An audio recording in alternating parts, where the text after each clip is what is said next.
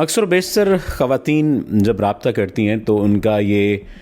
موقف ہوتا ہے کہ سر میں اس شخص کے ساتھ تعلق میں اس وجہ سے آ گئی کہ اس نے مجھے بتایا کہ میری بیوی مجھ سے پیار نہیں کرتی، میری بیوی مجھ سے لڑتی ہے، میری بیوی مجھ سے بدتمیزی کرتی ہے، وہ بہت بدتمیز ہے، اسے سلیقہ نہیں بات کرنے کا، اسے تہذیب نہیں ہے بات کرنے کی، بس یہ بچے تو ایسے ہی پیدا ہو گئے اور ابھی بھی جو پریگننٹ ہے وہ بس ایسے ہی پریگننٹ ہے، میں اس سے خوش نہیں ہوں، میں تو اپنے پیرنٹس کی وجہ سے اس کے ساتھ ہوں۔ ایک بات جان لیجئے اور سمجھ لیجئے کہ جو مرد اپنے سے منسلک عورت کی عزت نہیں کرتا وہ آپ کی بے عزت نہیں کرے گا۔ جو مرد آپ کے سامنے کسی دوسرے کی بدخوئی کر رہا ہے اور کوئی دوسرا وہ ہے جس کے بطن سے اس کی اولاد پیدا ہوئی ہے، جس کے ساتھ اس نے نکاح کیا ہے، اپنی منکوحہ عورت کی بارے میں، اپنی منکوحہ عورت کی ذات کے بارے میں ایسی باتیں کر رہا ہے جو شاید عام لفظوں میں یا عام اوقات میں وہ کسی کے سامنے نہیں کرے گا، تو وہ آپ کا سگا کیسے ہو سکتا ہے؟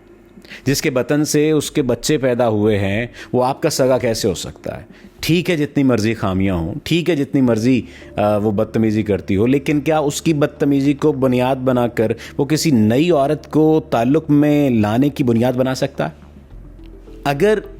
وہ آپ کے سامنے اپنی بیوی کی بد تعریفی کر رہا ہے، بدخوئی کر رہا ہے، اس کو برا بنا کر پیش کر رہا ہے اور ہمدردی والا تعلق سمیٹنا چاہتا ہے آپ کے ساتھ، تو یہ بات بڑا ریڈ فلیگ ہے۔ ایسے کسی تعلق میں آنے کی ضرورت نہیں ہے۔ مجھے پتا ہے کہ ایسے لوگوں کا کاروبار بند ہوگا، جب میں ایسی بات کروں گا تو ایسے لوگوں کا جذباتی کاروبار بند ہو جائے گا، لیکن یہ ایسا ہی ہے۔ میں ایک چھوٹا سا واقعہ آپ کو سناتا ہوں تو اس واقعے سے آپ کو اندازہ ہو جائے گا۔ ایک یونیورسٹی کے اسٹوڈنٹ نے رابطہ کیا،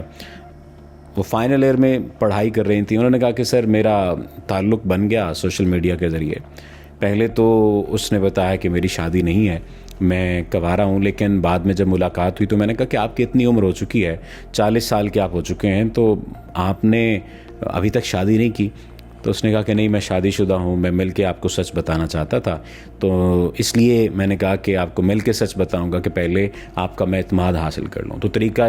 دیکھ لیجئے کہ پہلے اعتماد حاصل کر لوں، پھر اعتماد حاصل کرنے کے بعد اس اعتماد کو توڑوں اور پھر آپ کو توڑوں۔ تو یہ بنیادی طور پر تو وہ یہی کہنا چاہ رہے تھے۔ تو ہوا یہ کہ ملاقات ہوئی، ملاقات کے بعد انہوں نے مان لیا کہ ہاں میرے 4 بچے ہیں، ملاقات کے بعد انہوں نے یہ بات بھی تسلیم کر لی کہ میری شادی ہوئی تھی، لیکن یہ بات کہی کہ میں نے یہ شادی اپنے پیرنٹس کی مرضی سے کی تھی۔ اب یہ جو عورت ہے اس سے میں خوش نہیں ہوں،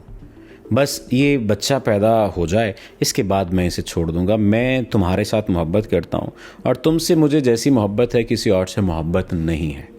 اور ساتھ ہی ساتھ اس نے اپنی ڈیمانڈز رکھنا شروع کر دیں کہ میں چاہتا ہوں کہ پہلے ہم ایک دوسرے کو سمجھ لیں، ایک دوسرے کو جان لیں، ایک دوسرے کے ساتھ مل بیٹھیں اور پھر چیزوں کو سمجھنے کے بعد ہم نکاح کر لیں، یا چھپ کر نکاح کر لیتے ہیں تاکہ ہمیں فزیکل ہونے میں آسانی ہو جائے، اپنی جنسی ضرورت کو پورا کرنے میں ہمیں آسانی ہو جائے، اور اس کے بعد پھر جیسے آپ کہیں گے معاملات کو ہم چلا لیں گے۔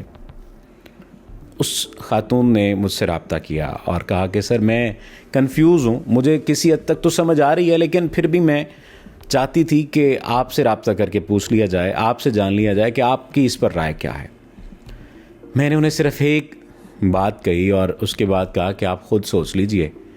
آپ کیا چاہتی ہیں۔ میں نے کہا کہ جو مرد اپنی بیوی کا سگا نہیں ہو سکا، اس بیوی کا جس کے بطن سے اس کے 4 بچے ہیں،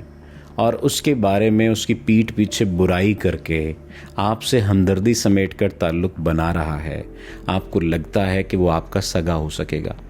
وہ مرد جو آپ سے شادی سے پہلے سیکس کی توقع کر رہا ہے اور آپ کو مجبور کر رہا ہے کہ آپ اس کے ساتھ فزیکل ہو جائیں، آپ کو لگتا ہے کہ وہ آپ کے کردار کو لے کر کوئی بہت اچھی رائے رکھے گا؟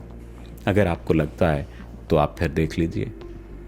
فیصلہ آپ کا ہے۔ اسی طرح سے وہ خواتین جو ایسے کسی تعلق میں آ جاتی ہیں پھر ان کی مجبوری بن جاتی ہے، وہ دیکھ لیجئے کہ ان کا تعلق کیا ہے، وہ کیا ہے اور انہیں کیا کرنا چاہیے۔ آپ کا شکریہ۔